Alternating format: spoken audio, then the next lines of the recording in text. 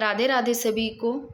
तो साथियों, हिंदी साहित्य अपनों ने स्टार्ट कर दी थी, जिसकी क्लास 1 मैंने अपलोड कर दी थी। तो आज अपने करेंगे सेकंड क्लास, जो कि कहाँ से। इससे पहले एक बार देख लेते हैं फटाफट कि कल अपनों ने क्या किया था, क्योंकि एक बार फटाफट पीछे का रिवीजन हो जाता है तो आपके माइंड में सीधा बैठ जाता है, भूलते नहीं हो। ऐसे पढ़ने से तो कोई फ़ायदा नहीं होता।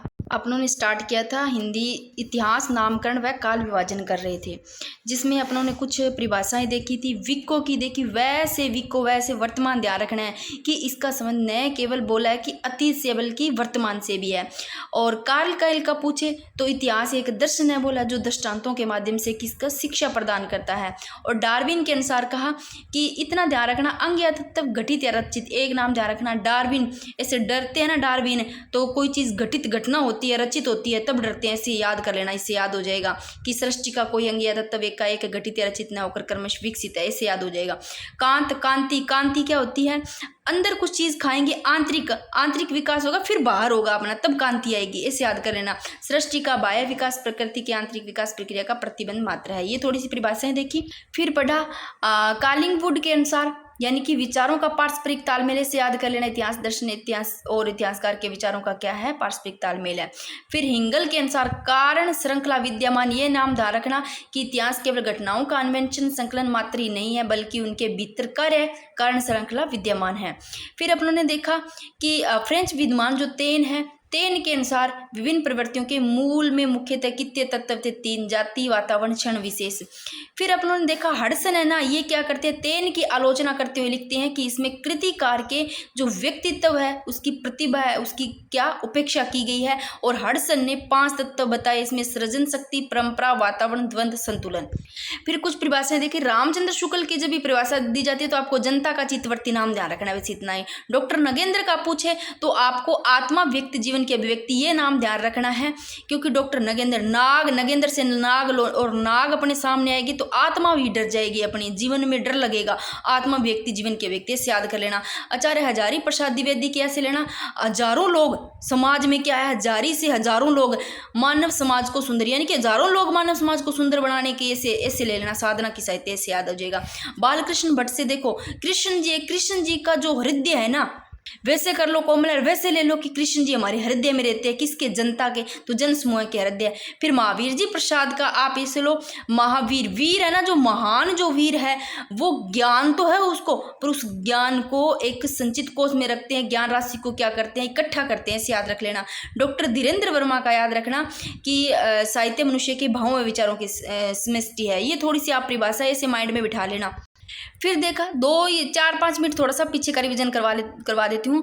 वर्णा, ये है हिंदी साहित्य का लेखन की पत्तियां, जिसमें वर्णानुक्रम या वर्णमाला पद्धति है। इसके प्रयोगकर्ता याद रखना बस गारसता सिर्फ शिव सिंह सेंगर। 2 वर्णानुक्रम, वर्णमाला अगर दे दे दोनों में से कोई भी नाम आ जाता है तो गारसता से शिव सिंह सेंगर। कालानुक्रम, काल कैसे चलता है? काल अपने जो पहिए होते हैं गाड़ी के, जो गियर लगाते हैं, से लोग गियर से गियरसन, जॉर्ज गियरसन, और गियर मिक्स हो जाता है, भाई लगता है तो मिक्स से मिश्र बंधु। फिर वैज्ञानिक पत्ती देखो, वैज्ञानिक अपने को कोई वैज्ञानिक खोज करने तो वैज्ञानिक पत्ती के प्रयोग करते हैं, याद रखना। गणपति जी का नाम लेंगे, राम जी का, भगवान का ही नाम लेना, गणेश जी का, राम जी का। राम जी से कौन से?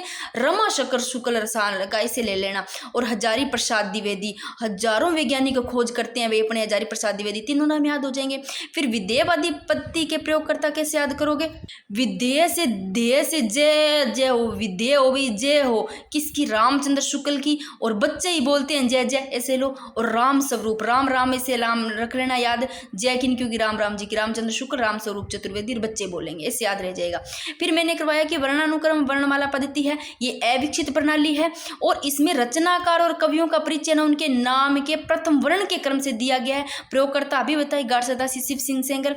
और दोष है कि इस पत्ती में लिखे गए ग्रंथों को साहित्य कोश कहा जाता है। इतिहास का ग्रंथ जो पद्धति है वो अनुपयोगी और दोषपूर्ण है। फिर कालानुक्रम पद्धति, तो इसमें जो कवि और लेखक है इनका वर्णन देखो ऐतिहासिक तिथि क्रम के आधार पर किया गया। कालानुकाल यानी कि तिथि क्रम, ऐसे याद रख लेना।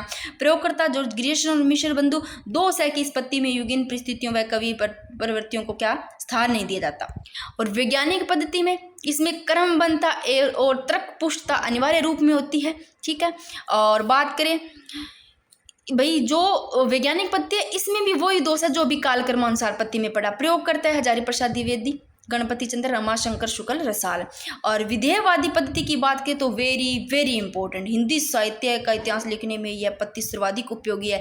जिनकी जय जय होगी तभी जय जय होती है, विधेयवादी की देखो जय जय होगी ये क्योंकि सर्वाधिक उपयोगी है, ऐसे याद रख लेना। और जनक इस पद्धति के तेन है जिसको वेन भी बोलते हैं, और इस पद्धति के जन्मदाता जो वेन माने जाते हैं उन्हें विधेयवादी पद्धति को 3 शब्दों में बांटा जाती, वातावरण, क्षय, क्षण विशेष। प्रयोगकर्ता राम, ये तीनों आ गए इसमें, विधेयवादी के रामचंद्र शुक्ल, राम स्वरूप चतुर्वेदी, बच्चन सिंह।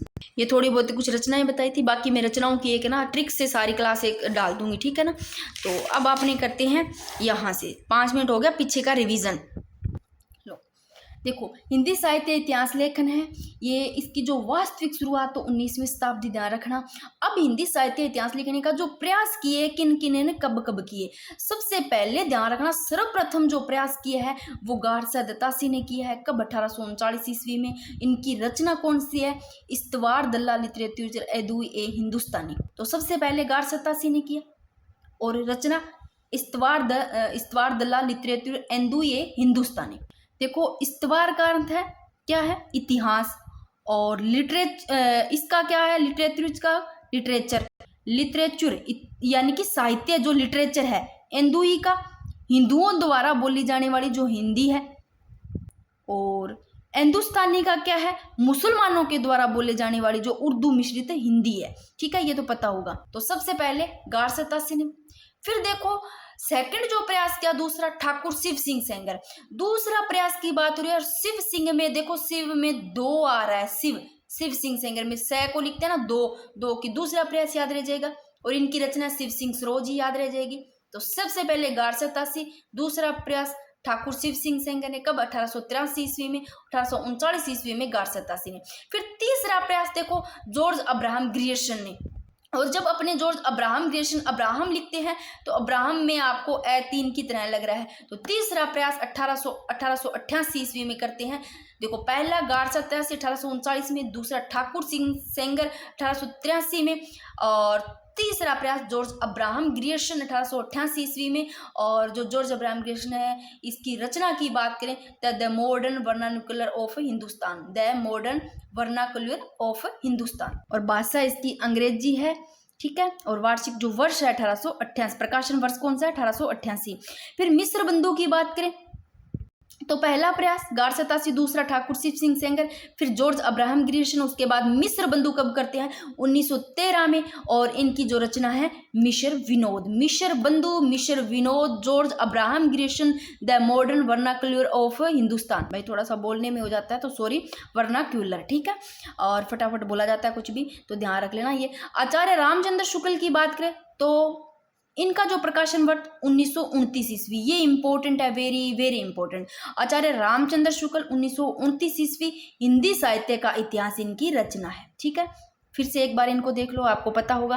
फिर बात करते हैं आचार्य हजारी प्रसाद द्विवेदी। इनकी जो रचना देखो 1952 ईस्वी में जो प्रकाशन होती है, 1952 ईस्वी की तो है हिंदी साहित्य उद्भव एवं विकास। तो ये 3 है आचार्य हजारी प्रसाद द्विवेदी की रचना, जो कि 1952 ईस्वी, फिर 1940 में, 52 के बाद में सीधे 40 में, 40 के बाद में 53 में, याद रखना। तो पहली 40 की आ गई, फिर ये 52 वाली, फिर 53 वाली जो पहले, चलो कोई बात नहीं, ये मैंने इधर लिख दी, तो तीनों याद कर लो। तो 1940 वाली है वो हिंदी साहित्य की भूमिका, और 52 वाली है हिंदी साहित्य उद्भव एवं विकास, और 1953 ईस्वी में जो प्रकाशन होती है हिंदी साहित्य का आदिकाल, ठीक है। अब ये भी अगर याद नहीं रहती है तीनों तो देखो आचार्य हजारी प्रसाद द्विवेदी, हजारी और हिंदी साहित्य का आदिकाल। हजारी, हजार के नोट है उसके आधे कर लो, 500 500, तो आदिकाल आधे कर लो, तो हिंदी साहित्य का आदिकाल याद रह जाएगा, इनकी है 1953 में। फिर हिंदी साहित्य की भूमिका, हजारी, हजारों लोगों की भूमिका देखनी है अपने को, तो हिंदी साहित्य का भूमिका और हजारों लोगों का उद्भव और विकास भी देखना कैसे है, तो उद्भव एवं विकास हिंदी, ये तीनों की तीनों याद रह जाएगी। आचार्य हजारी प्रसाद द्विवेदी के है। और हिंदी साहित्य का इतिहास वेरी वेरी इंपॉर्टेंट, 1929 ईस्वी में आचार्य रामचंद्र शुक्ल, ठीक है। इसके बाद में बात करते हैं डॉक्टर नगेंद्र, इनकी रचना है हिंदी साहित्य का वृहद इतिहास। तो डॉक्टर नगेंद्र की रचना हिंदी साहित्य का एक तो वृहद इतिहास, वृहद नाग बड़ा ही होता है, वृहद ऐसे लो। फिर हिंदी साहित्य का इतिहास भी इनकी है डॉक्टर नगेंद्र की, और रीति काव्य की भूमिका। फिर डॉक्टर राम कुमार वर्मा की बात करें तो इसको याद ऐसे करना, हिंदी साहित्य का आलोचनात्मक इतिहास। आलोचना नाम ध्यान रखना। देखो अपने किसी की आलोचना करते हैं ना किसी चीज की, तो जो राम जी है, राम कुमार वर्मा, इसे याद रख लेना, ये बख्शेंगे नहीं भी, है ना। आलोचना करेंगे तो हिंदी साहित्य का आलोचनात्मक इतिहास डॉक्टर राम कुमार वर्मा। और डॉक्टर बच्चन सिंह की है हिंदी साहित्य का दूसरा इतिहास। ऐसे लो बच्चन, और बच्चन में च च दो आ रहे हैं ना, च, तो दूसरा इतिहास ऐसे याद रह जाएगा, हिंदी साहित्य का दूसरा इतिहास। कैसे भी थोड़ा माइंड में बिठा लो एक बार, ठीक है ना।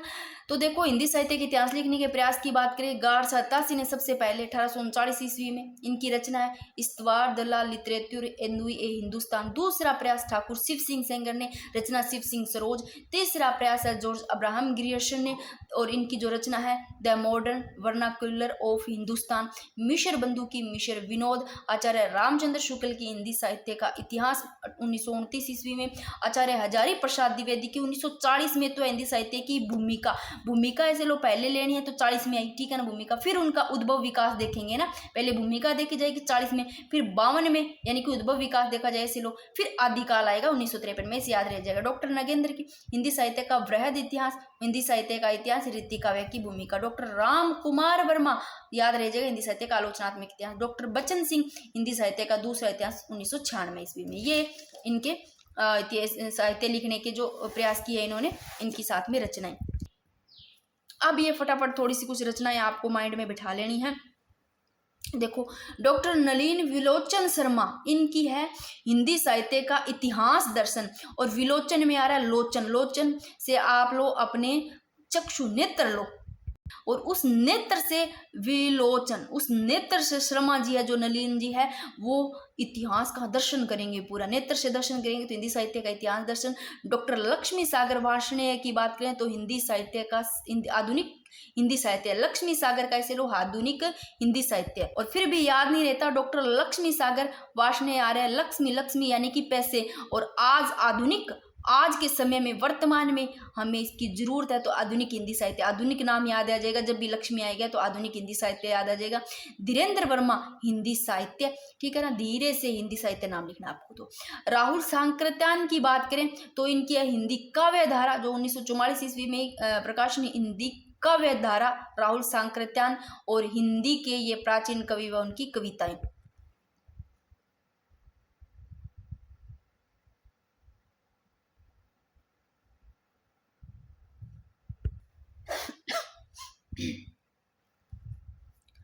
नेक्स्ट है डॉक्टर गणपति चंद्र गुप्त। तो गणपति चंद्र गुप्त, और गणपति जी है, गणेश जी है, वो गुप्त गुप्त ही वैज्ञानिक की खोज करते हैं। हिंदी साहित्य का वैज्ञानिक इतिहास किसकी है, वैज्ञानिक इतिहास, वैज्ञानिक की खोज कौन करेंगे, गणेश जी का नाम लेकर गणपति चंद्र जी गुप्त गुप्त ही कर लेंगे, ठीक है ना। 1965 ईस्वी। हिंदी साहित्य की कहानी, और देखो हिंदी साहित्य की कहानी की बात आ रही है, ये है प्रभाकर माचवे की। आप ऐसे याद करना, प्रभाकर माचवे, माचवे से देखो खाट होती है ना, उसको आम भाषा में भी माचो बोल दे, माचो, माचवे प्रभाकर, और उस खाट पर माचे पर बैठ के कहानी सुननी है अपन तो दादी जी की। तो हिंदी साहित्य की कहानी प्रभाकर माचवे की, ऐसे याद रख लेना। फिर उदयनाथ तिवारी की, तिवारी जी है ना, उदयनाथ तिवारी, वो उदय होते तिवारी, हिंदी भाषा है ना भाई, भाषा का उद्भव करेंगे और विकास करेंगे। जब आपको हिंदी भाषा का पूछे ना, हिंदी भाषा का उद्भव और विकास, तो उदयनाथ तिवारी करना है। और अगर आपको पूछे हिंदी साहित्य उद्भव एवं विकास, तो हजारी प्रसाद द्विवेदी की, और 1952 ईस्वी में, और इनकी 340 में तो भूमिका हिंदी साहित्य की, 53 में आदिकाल हिंदी साहित्य का, ठीक है। और अगर आपको पूछ ले हिंदी भाषा का पूछे उद्भव और विकास, भाषा का उदय होते ही भाषा, मीठी मीठी भाषा, उसका विकास करना है तिवारी जी को, ठीक है। फिर डॉक्टर भागीरथ मिश्र, काव्य शास्त्र, हिंदी काव्य शास्त्र का इतिहास, कैसे भी माइंड में बिठा लो, और फिर भी याद नहीं रहता, यार हिंदी साहित्य का काव्य शास्त्र, शास्त्र जब हाथ में कोई शास्त्र आ गया ना, लड़ाई करने वाला ऐसे लो ना, अस्त्र शस्त्र आ गया, तो आप यहाँ रुकोगे नहीं, भागोगे, भागीरथ, भागोगे, रथ लेकर के भागोगे, रुके ही नहीं। तो काव्य शास्त्र, जब भी हाथ में शस्त्र अस्त्र आ गया, शास्त्र, काव्य शास्त्र, तो भागोगे भागीरथ मिश्र, ऐसे याद रह जाएगा। विश्वनाथ प्रसाद मिश्र, और इनकी है हिंदी साहित्य का अतीत है ये, ठीक है ना। तो देखो अतीत, जब भी अपने को लगता है अभी हमारे भाई विश्व का ही ले लो, हमारे साथ अतीत में क्या हुआ था, पूरे विश्व में अतीत तो जो होता है अतीत ही होता है, वे अतीत में क्या हुआ था देखने की कोशिश करते हैं। तो विश्व में, पूरे विश्व में अतीत को जानने की, ऐसे याद रखना, विश्वनाथ प्रसाद मिश्र की हिंदी साहित्य का अतीत 2 भागों में है। फिर ब्रज रतनदास की बात करें तो रतनदास, देखो ब्रज नाम आता है, ब्रज रतनदास तो खड़ी बोली याद है, खड़ी बोली साहित्य का इतिहास। फिर है मोतीलाल मेनारिया, इनकी देखो 3, एक तो राजस्थानी साहित्य की रूपरेखा 1939 ईस्वी में, मोतीलाल मेनारिया राजस्थानी साहित्य की रूपरेखा। और मोती, अगर कोई लाल है अपना, उसका मोती जैसा भाई मुख है, तो रूप देखेंगे ना, रूपरेखा उसकी, तो रूपरेखा किसकी देखनी है, हिंदी राजस्थानी साहित्य की, मोतीलाल मेनारिया। फिर राजस्थानी भाषा और साहित्य इनकी, और राजस्थानी पिंगल साहित्य ये इनकी है। फिर चंद्रधर शर्मा गुलेरी, इनकी है पुरानी हिंदी। और अब देखो पुराने टाइम में अपने क्या करते थे, गुल्ली डंडा कहते थे, गुलेरी, चंद्रधर शर्मा गुलेरी, गुलेरी आता जब भी नाम, गुल्ली डंडा याद करना, और पुराने समय में खेलते थे तो पुरानी हिंदी याद आ जाएगा। डॉक्टर टीकम सिंह तोमर, हिंदी वीर काव्य, देखो कैसे भी याद करो टीकम सिंह तोमर। और टिक्का, देखो टिक्कम से टिक्का, इंजेक्शन नाम लो, और इंजेक्शन से भाई डरते भी यार, कोई एक जो वीर पुरुष होता है, वीर काव्य, हिंदी वीर काव्य याद रखो, जो वीर होंगे वो थोड़ा नहीं डरेंगे, तो टिक्कम ऐसे लो, टिक्कम सिंह तोमर। भाई मैं तो अपने कोई और तो तरीका नहीं है, कैसे भी जैसे भी मेरे माइंड में बैठता है मैं आपको याद करवाने की कोशिश करती हूँ। फिर डॉक्टर राम स्वरूप चतुर्वेदी, हिंदी साहित्य और संवेदना का विकास। देखो यहाँ पर आ रहा है डॉक्टर राम स्वरूप चतुर्वेदी, राम जी और स्वरूप भी अच्छा, राम स्वरूप चतुर्वेदी। जो लोग चतुर होते हैं, है ना, वो देखो किसी की संवेदना के साथ खेलने में भी नहीं झिझकते। तो संवेदना, हिंदी साहित्य और विकास, संवेदना का विकास, कैसे भी थोड़ा सा माइंड में बिठाओ इसको, क्या पता आप अपने हिसाब से बिठाकर सही कर लो। परशुराम चतुर्वेदी, परशुराम चतुर्वेदी, यहाँ पर परशुराम की आ रही है। तो उत्तर भारत की संत परंपरा, और संत लोग होते हैं वो परंपरा को मानते हैं, ऐसे पशु से पशु लोग, वो किसी तरह से पशु को भी चोट नहीं पहुंचाएंगे। परशुराम चतुर्वेदी, उत्तर भारत की संत परंपरा, संत परंपरा से याद रख लेना, उत्तर भारत की परशुराम, थोड़ा सा ऐसे कनेक्ट कर लो किसी चीज से।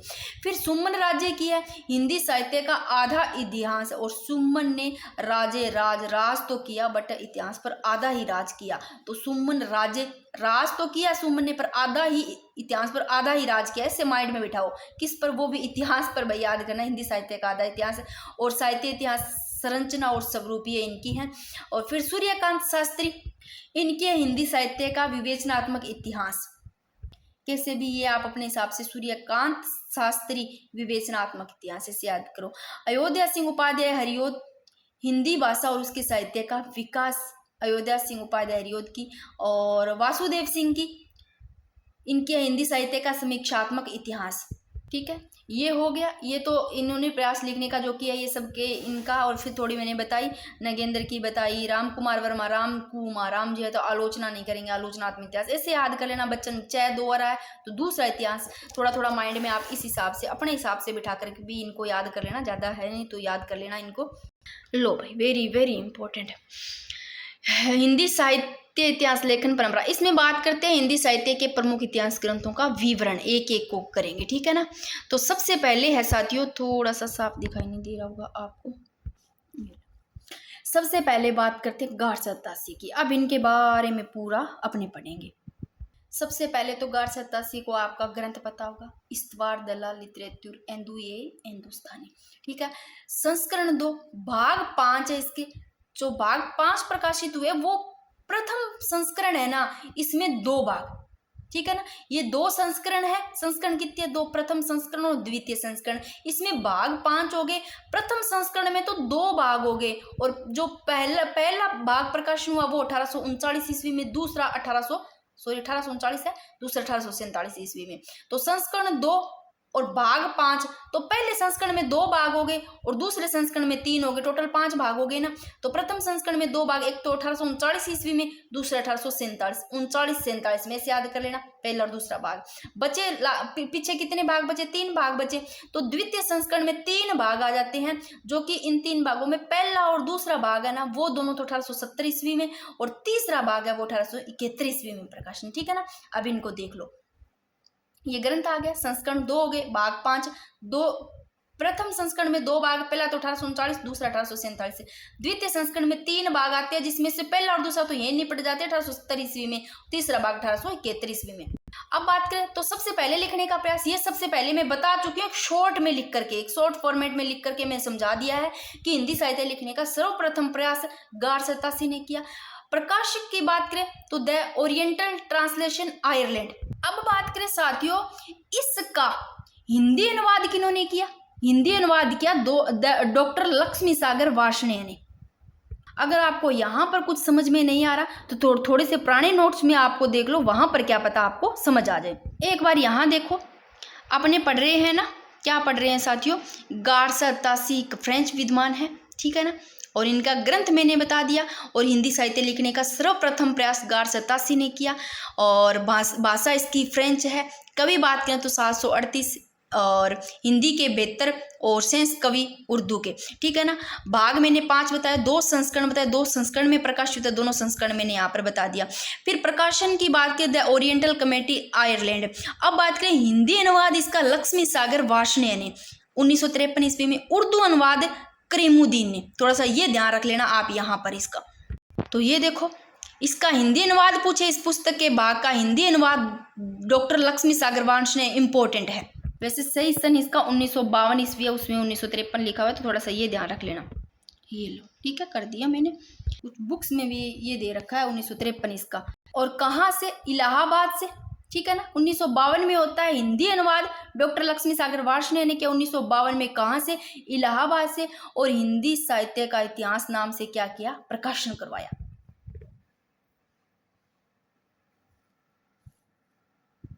ठीक, तो किसने करवाया हिंदी अनुवाद? डॉक्टर लक्ष्मी सागर वार्ष्णेय ने। किस नाम से? हिंदी साहित्य का इतिहास नाम से, हिंदू साहित्य का इतिहास। और उर्दू अनुवाद किसने किया? करीमुद्दीन ने किया। अब बात करते हैं साथियों अंग्रेजी वर्णानुसार, वैसे मैंने बता दिया पहले ही, कवि है 738 और जिसमें हिंदी भाषा के कवि 72 है और शेष उर्दू भाषा के कवि। प्रथम कवि अंगद, अंतिम कवि है मध्यपंथ। और इस ग्रंथ में हिंदी, पाली, अपभ्रंश के कवि भी शामिल है। एक बार फटाफट इसको फिर से देख लो।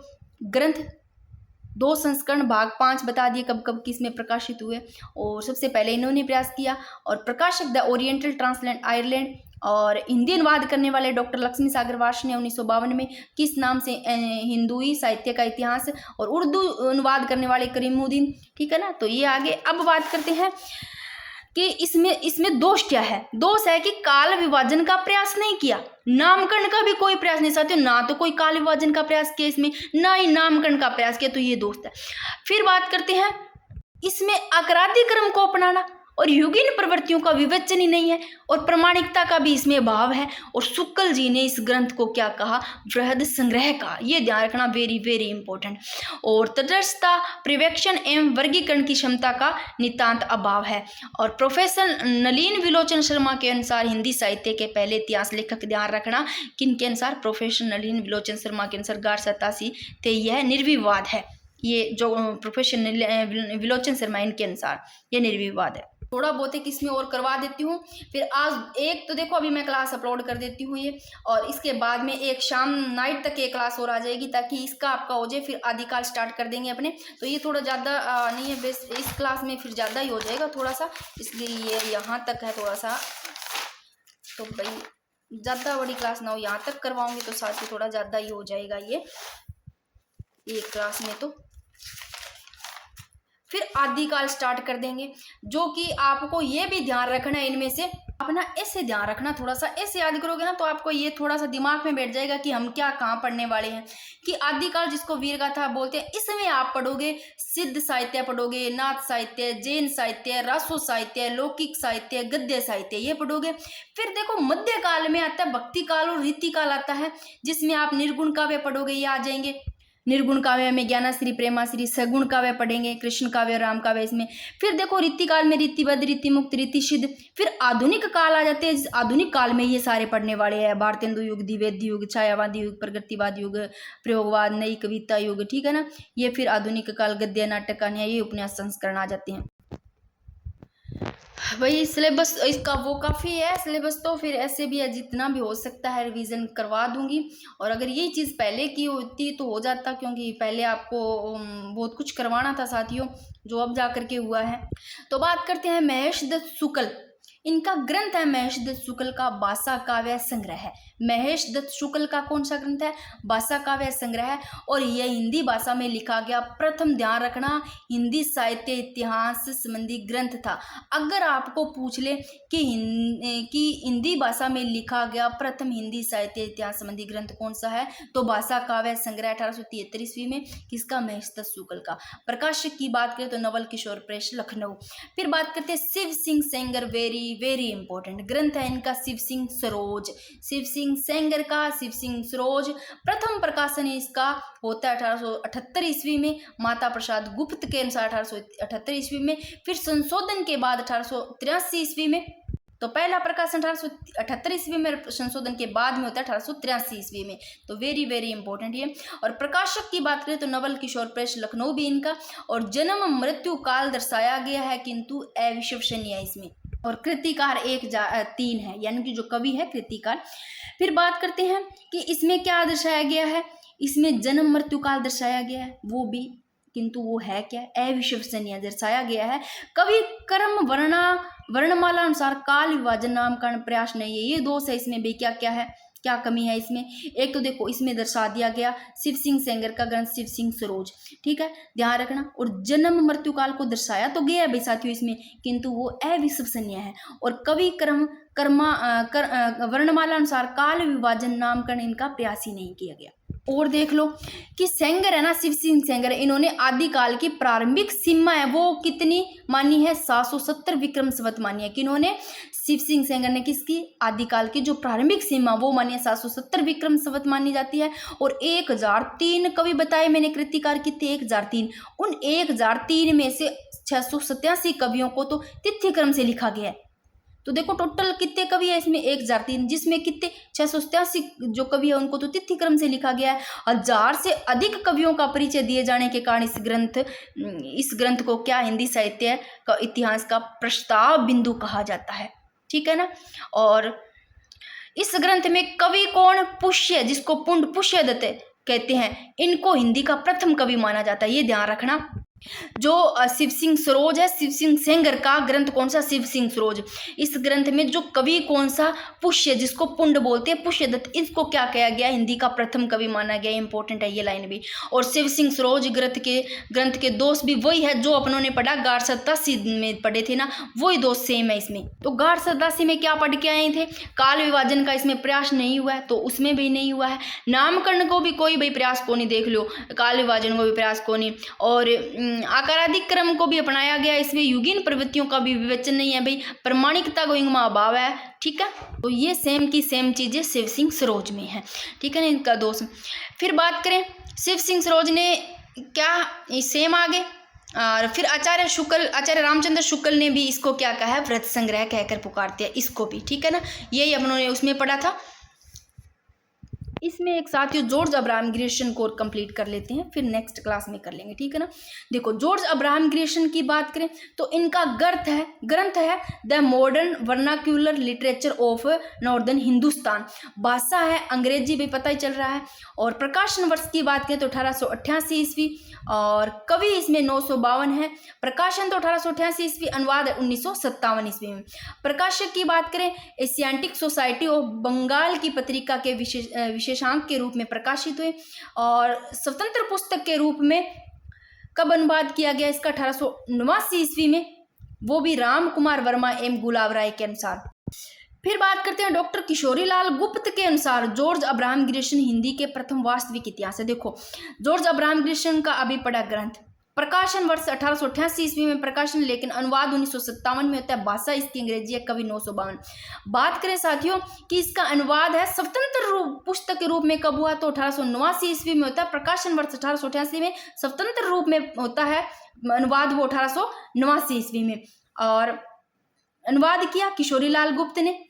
और डॉक्टर किशोरीलाल गुप्त के अनुसार इनके अनुसार साथियों ध्यान रखना, डॉक्टर किशोरीलाल गुप्त है, इनके अनुसार जो सर जॉर्ज अब्राहम ग्रिशन है, इनको हिंदी के प्रथम वास्तविक इतिहास है। किन्होंने कहा है भी, डॉक्टर किशोरीलाल गुप्त कहते हैं कि जो सर जॉर्ज अब्राहम ग्रिशन है ये हिंदी के प्रथम वास्तविक इतिहास, तो इनको हिंदी के प्रथम वास्तविक इतिहास कहने वाले किशोरीलाल गुप्त, ठीक है ना।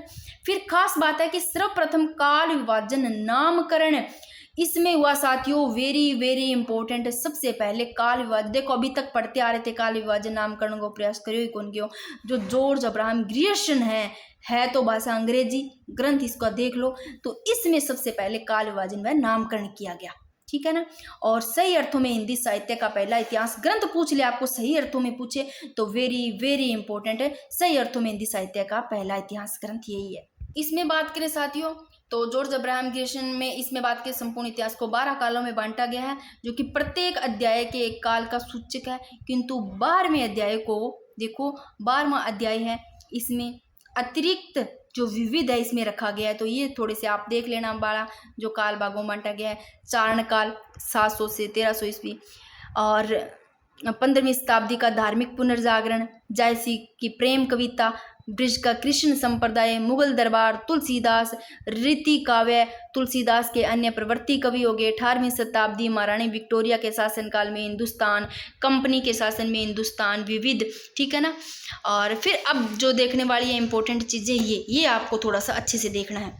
सबसे पहले बात करते हैं तो हिंदी ग्रंथ में केवल हिंदी कवियों को स्थान मिला।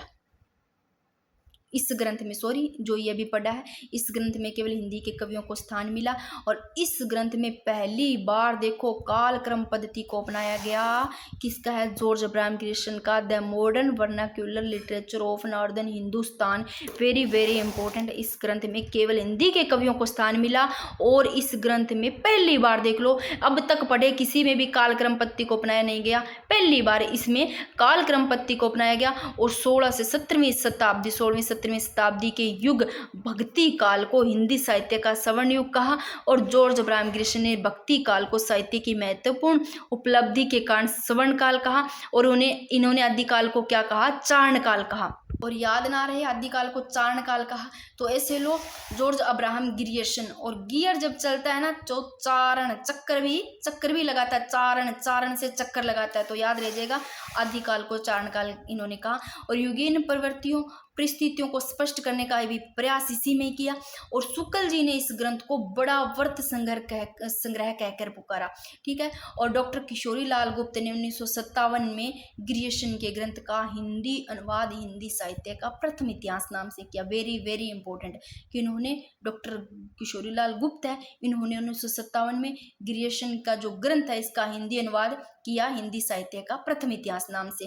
तो कौन सा ग्रंथ है इनका? The modern vernacular literature of northern Hindustan का हिंदी अनुवाद किशोरीलाल गुप्त ने 1957 में हिंदी साहित्य का प्रथम इतिहास नाम से किया, ठीक है। प्रकाशन वाराणसी से किया। और साहित्य इतिहास में यह ग्रंथ नींव का पत्थर माना जाता है। तो ये इंपॉर्टेंट है, very very important, George Abraham Grierson का।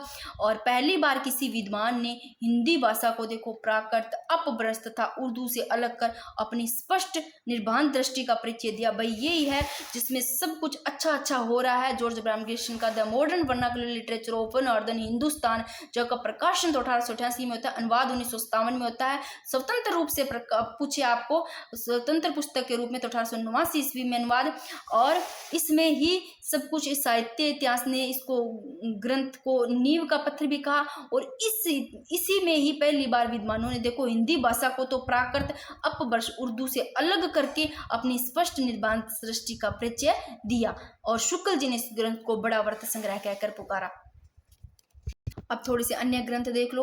भारतीय भाषाओं का सर्वेक्षण, जो कि 1902 से 1909 ईस्वी तक, तुलसी का वैज्ञानिक अध्ययन, और ग्रियर्सन ने तुलसी पर 12 निबंध लिखे। सर्वप्रथम वाचन प्राच्य विद्या विरासत सभा वियना, ये थोड़ी सी अलग ग्रंथ। और दोष की बात करें साथियों इनकी, तो काल विभाजन में कमी, वैज्ञानिकता का अभाव, अध्यायों की संख्या अधिक, 17 ग्रंथों का सहयोग लेकर प्रमाणिक बनाने की कोशिश की, ठीक है ना। बाकी नेक्स्ट क्लास में फटाफट रिवीजन कर लेंगे। एक और क्लास आ जाएगी इतनी 20-25 मिनट की, ठीक है ना।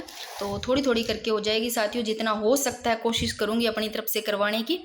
तो एक दिन में 2 क्लास डाल दूँगी मैं।